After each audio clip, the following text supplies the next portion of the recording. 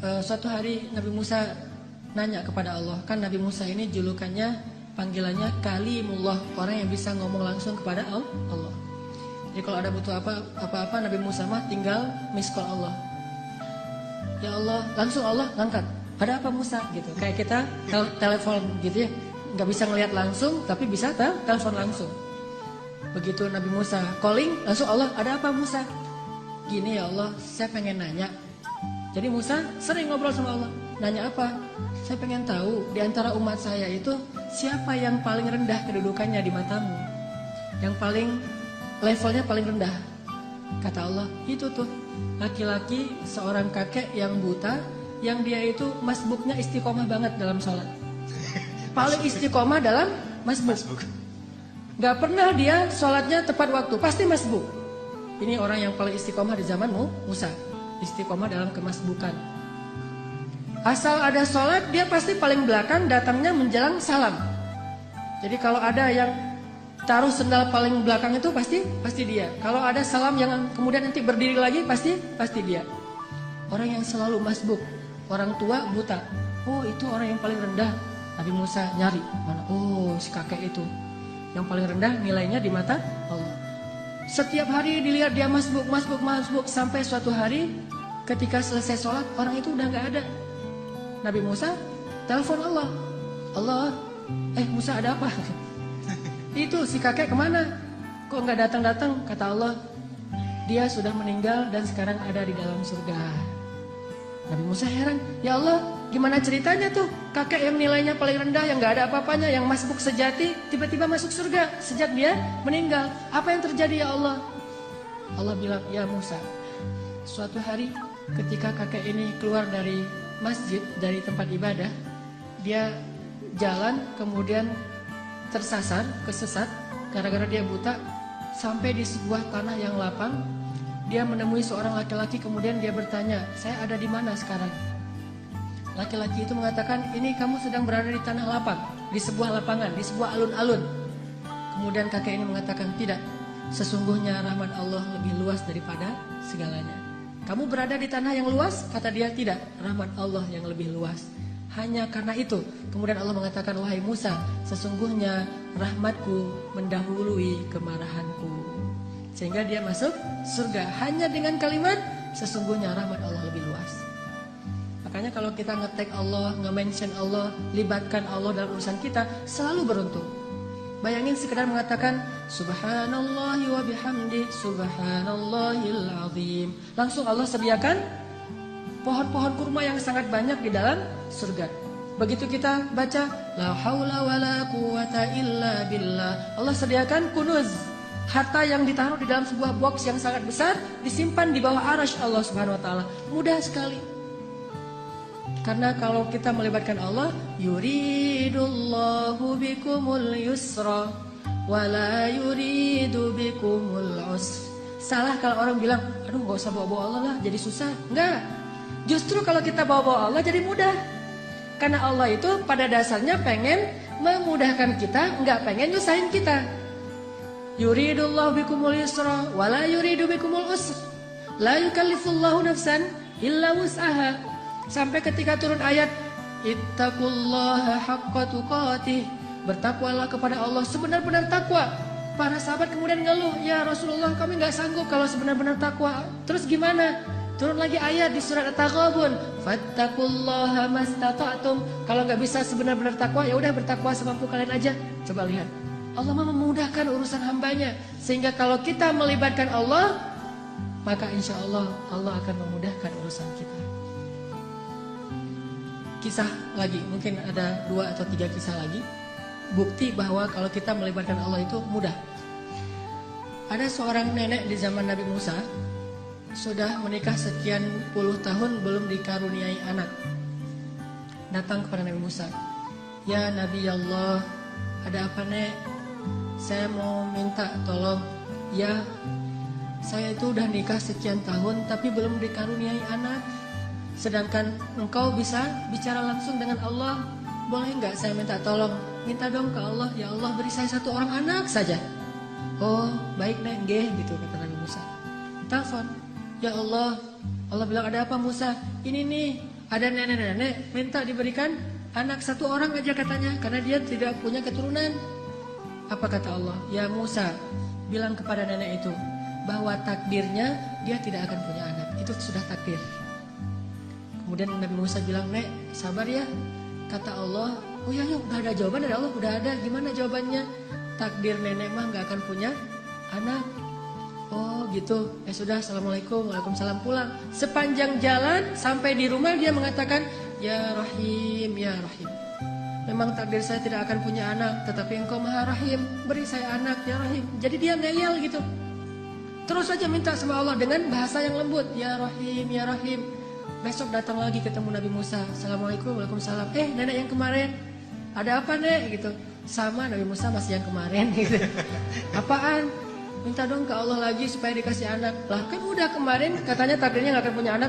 Ya siapa tahu sekarang berubah. Nih nenek nih. Sikoh billah, yakin banget sama Allah. Karena gak mau ngecewain, walaupun Nabi Musa juga udah tahu takdirnya kayak gitu. Ya udah Nabi Musa telepon lagi. Ya Allah, ini si nenek yang kemarin. Oh ya Musa, jawab aja yang kayak kemarin. Bahwa dia gak akan punya anak. Nek, saya bilang juga apa? Takdirnya nenek gak akan punya anak. Udah bersabar aja. Oh gitu ya, udah assalamualaikum, waalaikumsalam, ya Rahim, ya Rahim. Terus aja gitu.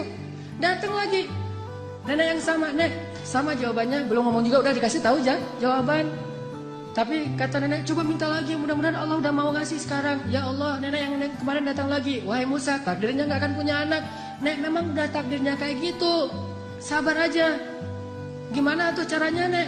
Udah takdir Allah gak akan bisa dirubah. Oh gitu, ya Rahim, ya Rahim. Pulang terus. Setelah sekian lama gak datang-datang. Setelah beberapa bulan akhirnya dia datang bawa bayi. Gendong bayi datang ke Nabi Musa. Assalamualaikum gitu. Waalaikumsalam. Nenek yang dulu. Ya, terus itu siapa? Anak. Anak siapa? Anak saya. Hah? Ya Allah, ini ceritanya gimana nih? Kok bisa nih nenek punya anak? Nabi Musa nelpon Allah. Gimana nih ceritanya nenek yang takdirnya gak bakalan punya anak tiba-tiba bawa bayi? Kata Allah, ya Musa, setiap kali saya bilang takdirnya gak punya anak, dia bilang ya Rahim, ya Rahim. Dibilang lagi gak punya anak, dia bilang ya Rahim, ya Rahim. Wahai Musa, ketahuilah sesungguhnya rahmat saya mendahului takdir. Sehingga dengan rahmat Allah, Allah mengubah takdir nenek ini yang tadi gak punya anak jadi punya anak. Kalau kita baca hadis-hadis Nabi tentang kisah-kisah para anbiya itu luar biasa. Intinya adalah mereka selalu mengandalkan Allah dan selalu mendapatkan janji-janji yang Allah pernah janjikan kepada mereka. Gak pernah kecewa. Mungkin cerita terakhir yang sangat populer itu adalah cerita Siti Hajar. Ini bagi saya menakjubkan banget nih ceritanya. Nabi Ibrahim bawa Siti Hajar dari Palestina ke Mekah, melintasi gurun pasir hanya bertiga saja. Ibrahim, Hajar, Ismail kecil. Karena Allah memerintahkan Ibrahim, bawa keluargamu ke sebuah biwadin ghairi dzi zar', kepada sebuah lembah yang tidak ada kehidupan di sana. Bawa ke sana. Di Bakkah, yang kemudian namanya menjadi Mekah. Akhirnya Ibrahim bilang ke Hajar, Hajar, yuk kita hijrah gitu. Hijrah kemana mas? Hajar gak ada yang nanya hijrah kemana. Udah aja kok hijrah ya sami'na wa ata'na. Di bawah gitu jalan kaki melintasi padang pasir. Berhenti sebentar di rest area, makan, minum seadanya, lanjut lagi. Gak pernah nanya, mas ini kemana sih kok gak sampai-sampai? Gak pernah Hajar nanya kayak gitu. Atau gak pernah juga dia bilang, mas turunin saya aja di mall itu nanti dijemput lagi. Gak ngomong nurunin di mall mana, di rest area mana, di masjid mana. Ntar kalau udah beres urusannya baru jemput lagi. Gak, sami'na wa ta'na. Ini istri soleha banget. Ikut aja gimana kata suami. Sampai udah di lembah yang tandus, baru Ibrahim mengatakan, ya Hajar, disinilah tempat yang dijanjikan. Tinggallah kita di sini. Ya siap, sami'na wa ta'na. Tinggal bikin tenda kecil untuk bayinya. Hari kedua setelah tinggal di situ, baru Ibrahim bilang, ya Hajar, saya akan kembali ke Palestina. Tinggallah kalian di sini. Baru setelah sekian lama Hajar diam, kali ini Hajar udah gak kuat untuk diam. Baru dia nanya, ya Ibrahim, engkau tinggalkan kami di sini bersama seorang bayi dan tidak ada siapa-siapa, bahkan air dan kehidupan pun tidak ada di sini, wahai Ibrahim. Bagaimana engkau akan tinggalkan kami? Ibrahim gak tega untuk menjawab. Akhirnya Ibrahim pergi aja tanpa berbicara. Karena Ibrahim pergi, akhirnya Hajar mengganti pertanyaannya. Dan pertanyaan kedua ini lebih benar dari pertanyaan pertama. Kalau pertanyaan pertama, gimana engkau meninggalkan kami sendiri? Pertanyaan yang keduanya adalah, Hajar tanya kepada Ibrahim, ya Ibrahim, Allahu amaraka bihada? Apakah Allah yang menyuruhmu melakukan ini? Ibrahim mengangguk, ya ini perintah Allah. Apa kata-kata Hajar?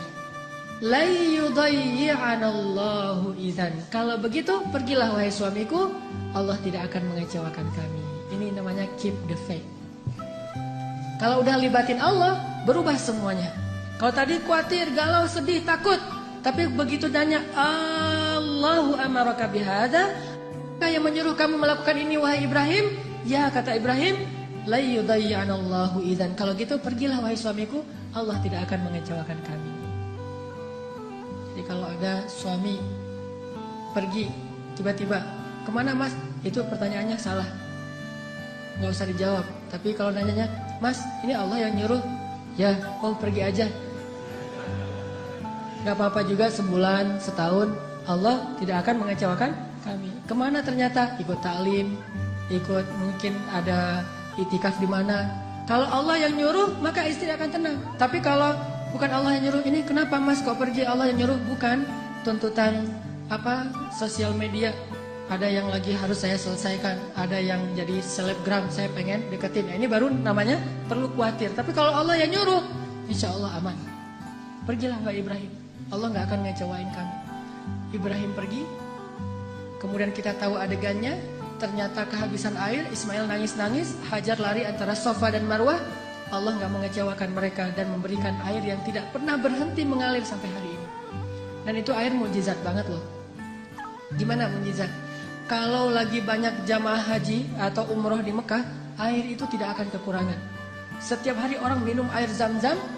Kalau saya lagi umroh tuh, selain minum, bahkan setiap hari dibawa dalam botol aqua. Kita kalau pergi ke masjid itu bawa botol aqua kan ya. Terus ngisi air Zam-Zam. Di dalam hotel, kita nggak pernah minum air aqua dari hotel. Selalu minum Zam-Zam yang dibawa dari masjid. Bayangin, dalam sehari 5 kali orang membawa air Zam-Zam setiap waktu sholat. Dan jumlah jamaahnya itu bisa sampai 3 juta. Kalau musim haji. Lalu ketika mereka pulang, mereka membawa minimal 5 liter air Zam-Zam di seluruh dunia. Sebanyak 3 juta orang. Air Zam-Zam tidak mengering. Keluar sebanyak-banyak yang dibutuhkan. Tapi begitu haji selesai, umrah belum dibuka, Mekah sepi. Tidak ada yang umrah kecuali orang lokal saja. Paling-paling ratusan orang, tidak sampai 1000 orang.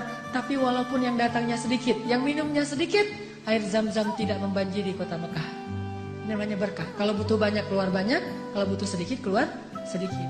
Bukan pas butuh banyak airnya putus, atau pas butuh sedikit airnya jadi banjir. Soalnya biasanya keluarnya banyak. Enggak kayak gitu Zam-Zam, sangat berkah. Dan itu gara-gara kata Hajar, la yudayyi'anallahu idzan. Allah enggak bakalan ngecewain kami.